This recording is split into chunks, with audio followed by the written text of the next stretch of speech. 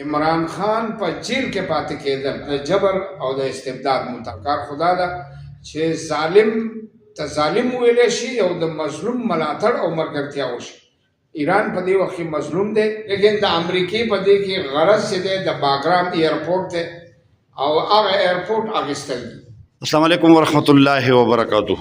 قدرمن کو مخامخ تاسو ګوره سېنیټر مولانا ګل نصیب خان صاحب کوم چې د 24 کمینې ته مبارکۍ ته راغلی دی.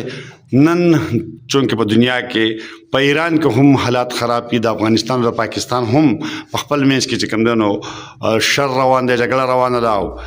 ایران امریکا او اسرائیل چې کوم دی نو هغې په ایران باندې چې کوم دی نو حمله کړې ده، د هغې په نتیجه کې چې کوم دی نو څه شوي دي، څه روان دي، په دغې باندې به خبره کوي. جی دنیا کې د انسانیت د بقا لپاره امن و امان لازمي او ضروري ده.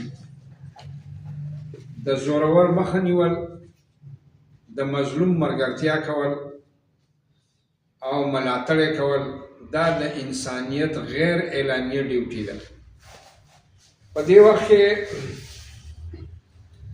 چې په ایران باندې د اسرائیلو د طرفه او د امریکې د طرفه کم شدید او سخت دباو دی او هغه د رژیم چینج په صورت کې دا دباو ختمېدی شي، لیکن د ایران خلکو قرباني وکړه او په پوره ایران کې یو کس چې دی هغه خرڅ نه شو او د رژیم چینج دپاره لاره ور نه کړه او تمام وسایل دا یې بروی کار راویستل او قوم چې دی هغه متحد او متفق پاتې شو.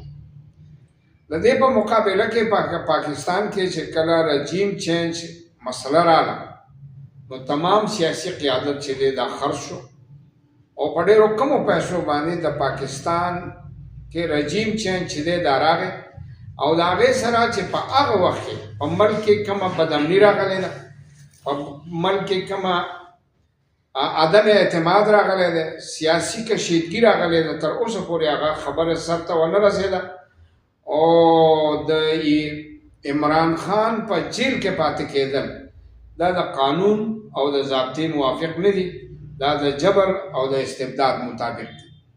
لہذا په دې وخت کې چې ایران د امت مسلمه د قیادت په بنیاد باندې هغې کومه بیانیه جاری کړه، د هغې بیانیه سره نن ټول امت چې دی دا متفق دی، ولاړ دی ورسره. د امریکې دا بد اخلاقي او دا بدماشي چې هغه په ټوله دنیا کې به د خپلې مرضۍ مطابق رژیم چینج راولي، دا دنیا ته قابل قبول نه ده.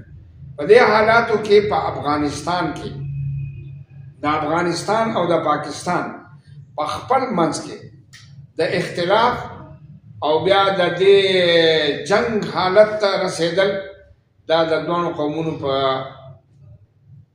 په خیر باندې نه.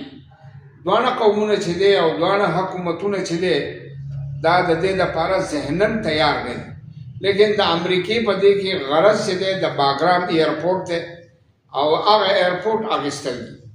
لہذا دغه ایرپورټ ورکولو ته د افغانستان حکومت تیار نه دی او د افغانستان قوم هم تیار نه دی او موږ هم د دې خبرې ملاتړ کوو چې باګرام ایرپورټ چې دی دا د امریکای ملکیت نه دی، دا د افغانستان ملکیت دی او د افغانستان په ملکیت کې د بل چا دخل اندازي کول دا د آزاد قوم شیوه نه ده. جزاکم الله. زه په دې کې واضحه موقف لرم او هغه دا دی چې د ایران چې دی دا په کومه پوزیشن باندې ولاړ دی دا د مسلمانانو نمایندګي ده، مناسبه خبره ده.